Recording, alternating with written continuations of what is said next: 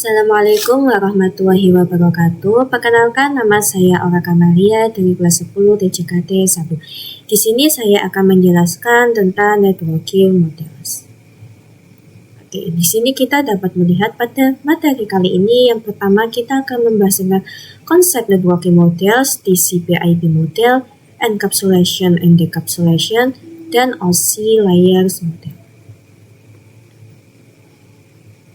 Yang pertama, kita akan memahami tentang konsep networking model. Jadi dalam pembelajaran kali ini, pertama kita harus memahami tentang jaringan komputer terlebih dahulu. Bagaimana komputer tersebut dapat saling terhubung, bagaimana dapat saling bekerja, dan kita harus memahami dasar-dasarnya atau basic terlebih dahulu. Nah, jaringan komputer mengacu pada perangkat komputasi yang sering terhubung, serta dapat bertukar data dan berbagi sumber daya satu sama yang lainnya. Jadi, jaringan komputer memungkinkan agar antar komputer kita dapat saling terhubung dan komunikasi. Nah, untuk terjalinnya proses bertukar data tersebut, maka kita memerlukan yang namanya aturan atau biasa disebut dengan protokol. Nah, protokol-protokol ini yang disebut dengan networking models. Untuk saat ini pada Open Standard Networking Models terdapat dua, yaitu OSI model dan TCP/IP model. Nah, di sini kita dapat melihat pada TCP/IP model atau biasa disebut dengan Transmission Control Protocol atau Internet Protocol. Kemudian juga ada OSI model, yaitu Open System Internet Connection. Nah, sebenarnya keduanya ini bertujuan sama, yaitu agar antar komputer dapat saling berkomunikasi. Oke, kemudian kita di sini dapat melihat konsepnya.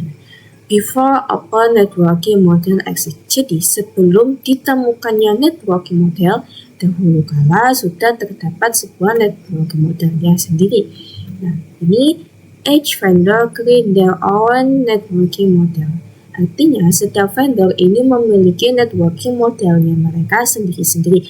Pada contohnya tahun 1974 di IBM, ini membuat sistem arsitektur network atau disingkat SMA atau juga disebut network system arsitektur.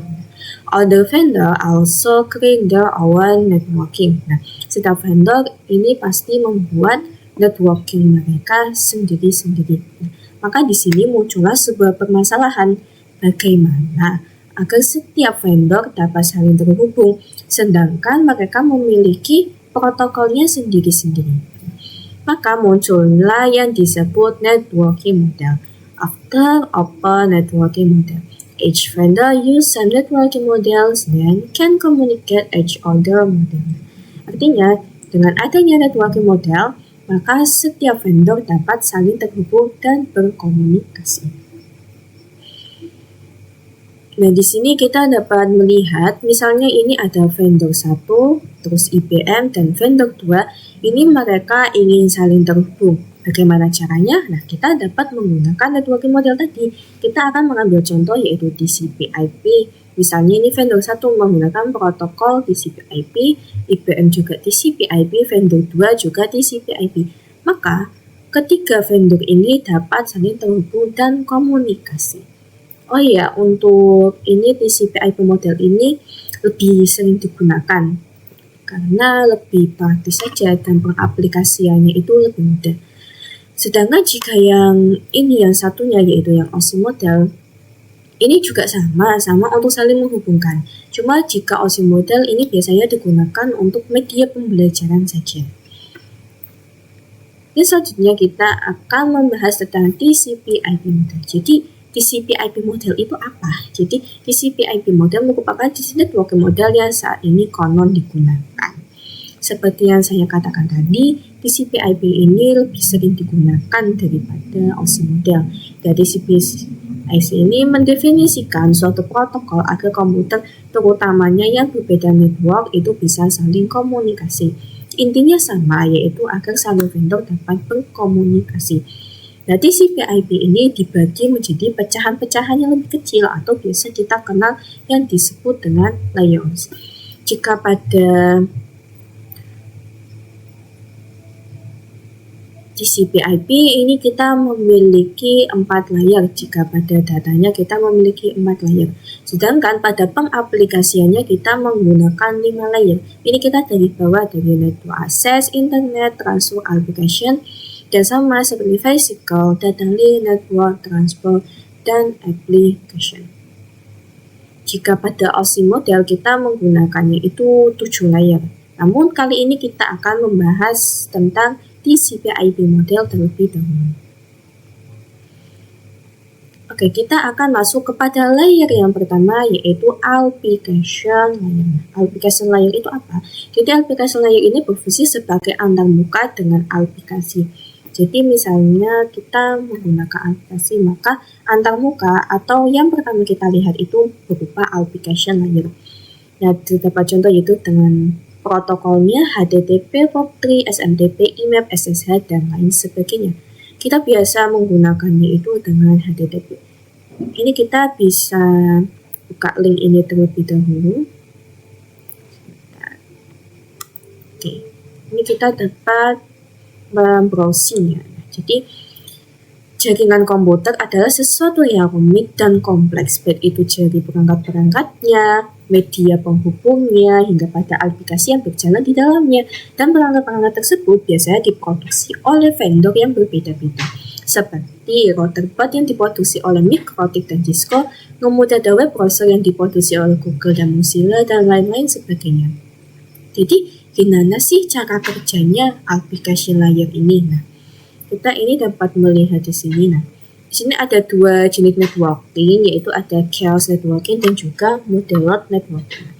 Jika kita perhatikan pada chaos networking ini, layer-layernya ini terlihat berantakan ya, tidak runtut dan urut seperti kita menggunakan application layer ini atau kita menggunakan networking model. Jika di sini kita menggunakannya contoh itu yang OSI model, namun tidak masalah karena sebenarnya itu sama. Nah, ini kita bisa lihat jika bahwa chaos networking sangat acak-acakan dan tidak terstruktur pada networking model, maka setiap fungsi jaringan komputer dapat berjalan dengan aturannya. Nah, seperti ini. Pokok yaitu physical, data link, network transfer session, dan sampai application. Tidak hanya untuk vendor, tapi juga sebagai pengguna lebih dimudahkan untuk memahami. Oke, ini kita kembali lagi. Pertama ini kita menggunakan contohnya ada HTTP, POP3, SMTP. Nah, kita akan ambil yang pertama yaitu kita ambil HTTP saja ya untuk mengakses suatu web server. Nah, jadi bagaimana sih mengaksesnya? Kita bisa lihat pada contoh ini kita ada klien dan kita terdapat web server. Kita sebagai kliennya. Jadi kita akan memberikan request kepada web server. Jadi seperti kita ini ingin membrowsing sesuatu. Nah, kita itu request menggunakan webserver.com. Kemudian web server. Nah, dalam web ini tentunya terdapat web server. Maka si web server akan memberikan jawaban atau memberikan request itu berupa HTTP header. Nah, di dalam HTTP header ini juga terdapat data, mode data, dan mode data. Jadi misalnya kita sebagai klien lalu kita memberikan request kepada web server, maka web server akan memberikan kita sebuah HTTP header yang di dalamnya terdapat banyak data-data. Kemudian yang kedua kita akan masuk ke TCP/IP transport layer. Transport layer adalah menyajikan pemberian service ke application layer atau transfer data. Jadi sebelum kita masuk ke application layer ini kita harus melalui transport layer terlebih dahulu. Nah, untuk transport layer ini terdapat 2 protokol yang sering ditemukan yaitu protokol TCP dan protokol UDP. Jika pada application layer tadi kita menggunakan protokol yang banyak seperti HTTP, POP3, SMTP, dan lain-lain sebagainya untuk mengirim email. Nah, pada transport layer kita hanya menggunakan 2 protokol yaitu TCP dan UDP. Salah satu mekanisme yang digunakan oleh transport layer khususnya pada TCP yaitu error Kevaroni mechanism. Nah, jadi pada error Kevaroni ini kita bisa lihat saja pada contohnya. Seperti tadi misalnya ini kan kita klien. Nah, lalu kita ingin mengakses sebuah web ke web server. Maka web server akan memberikan reply yaitu HTTP header dan data itu jika pada application layer. Namun jika transport layer maka akan ditambahkan dengan TCP SEC1.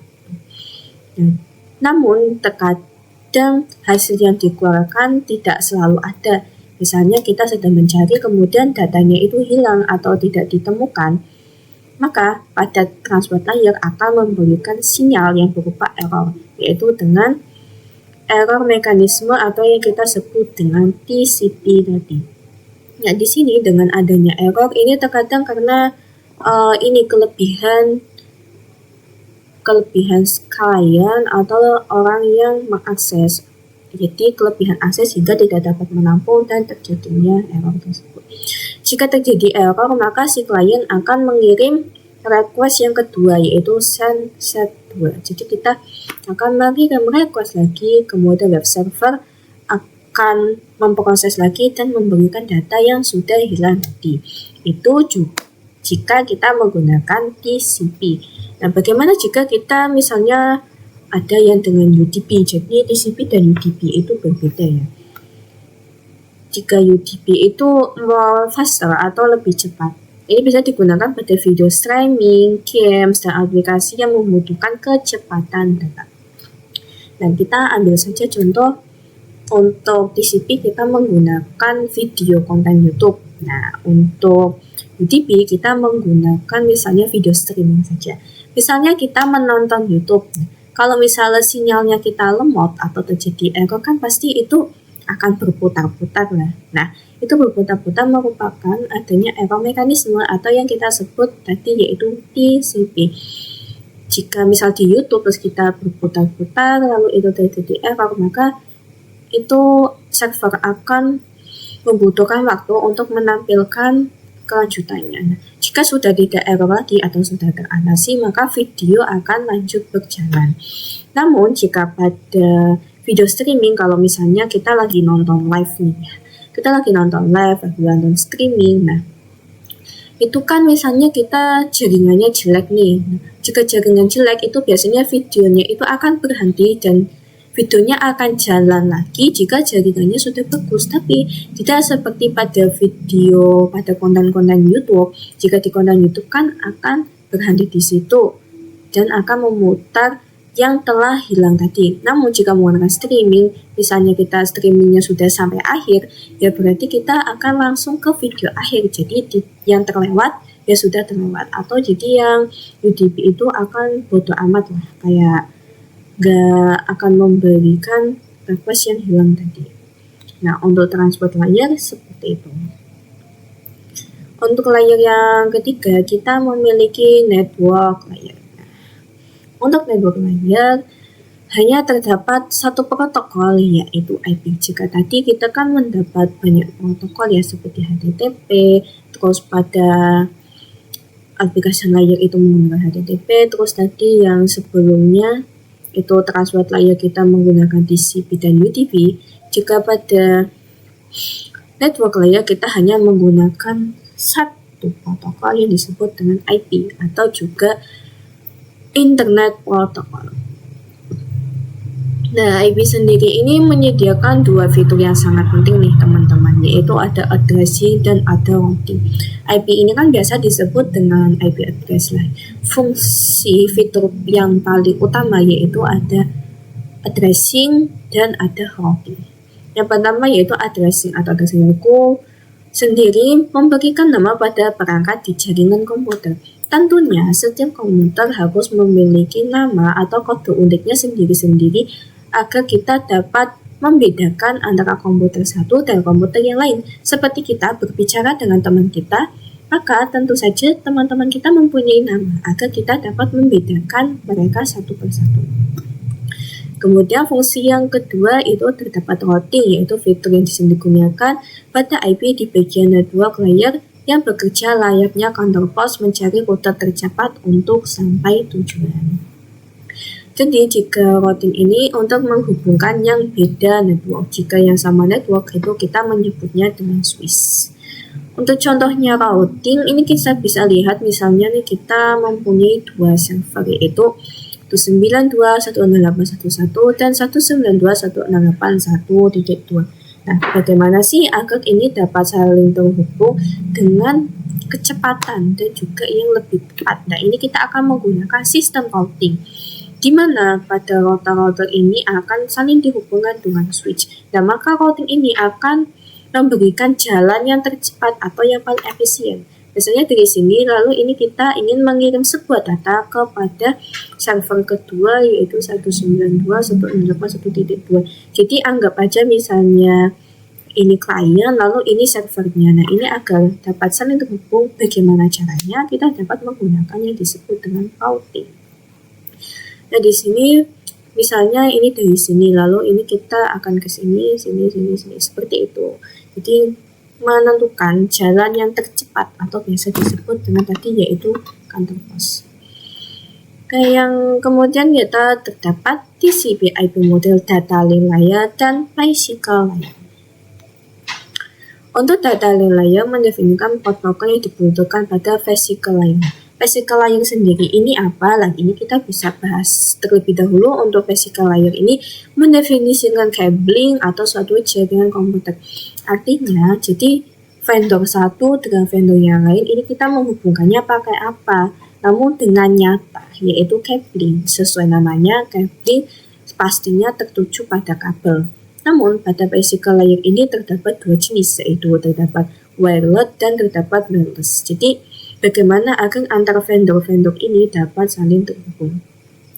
Jika kita akan membahas wireless, nah, jadi wireless ini kita menggunakannya itu kabel.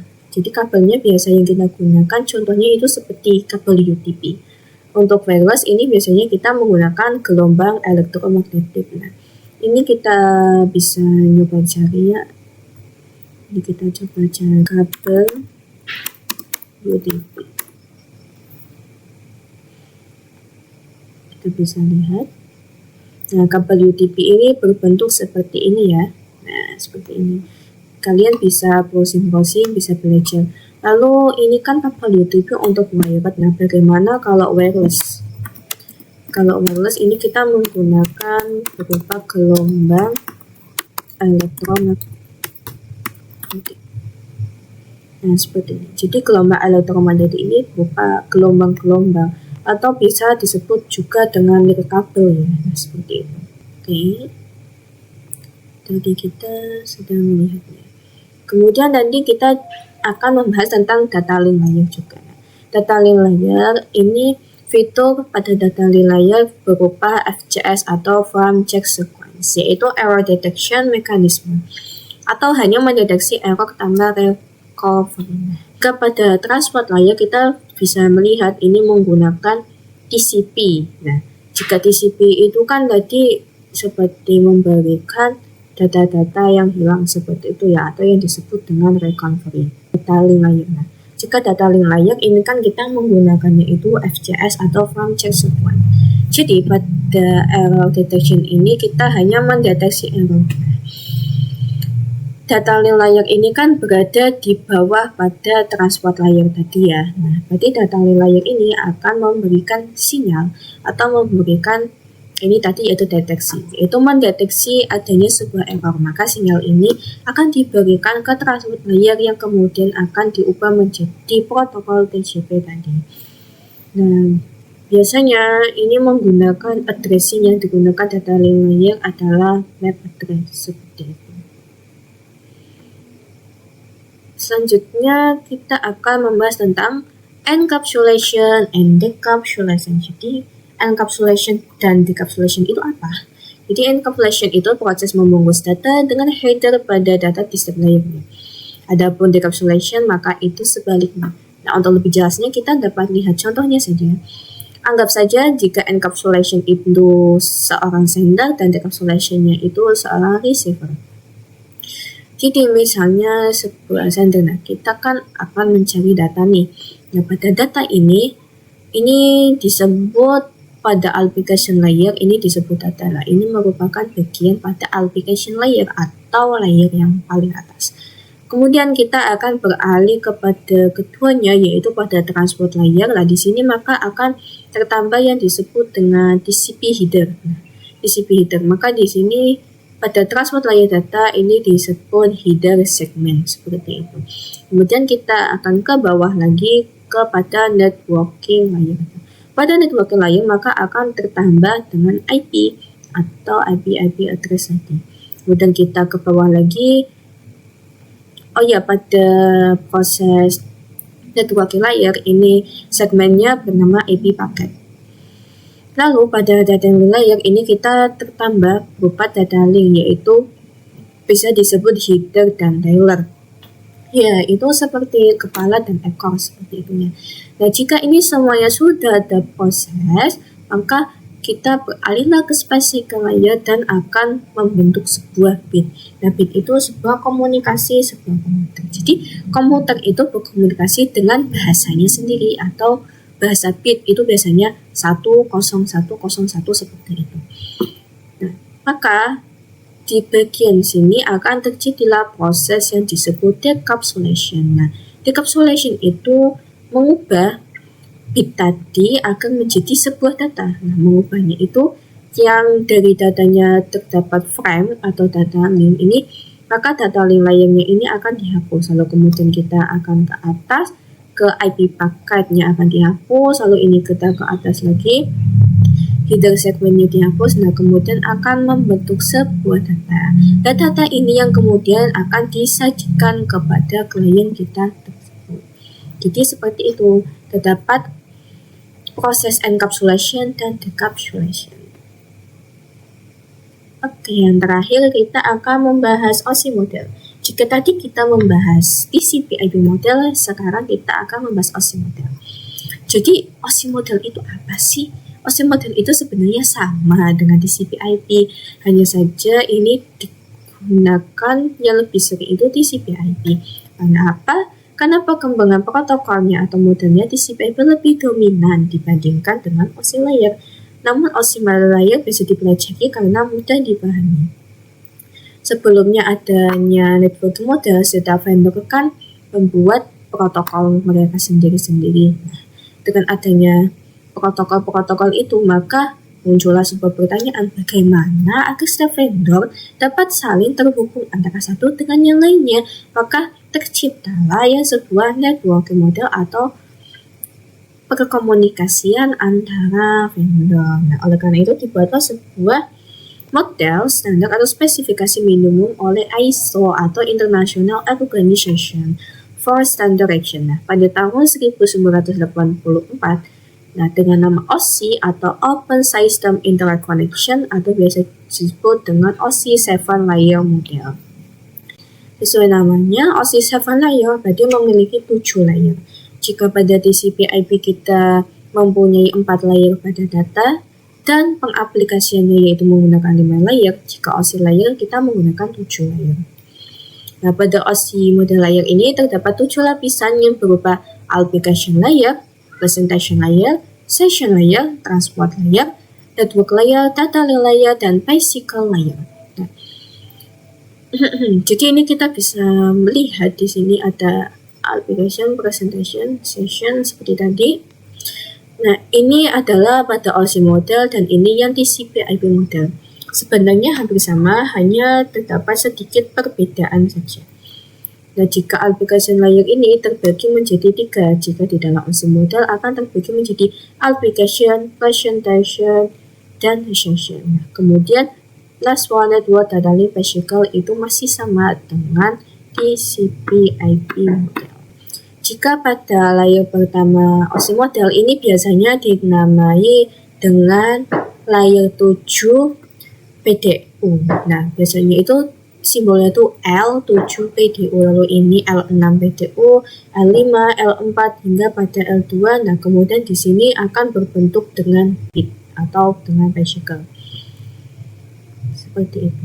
Mungkin cukup itu saja pembelajaran kali ini. Mohon maaf jika ada kesalahan. Terima kasih sudah menonton. Sekian dari saya. Wassalamualaikum warahmatullahi wabarakatuh.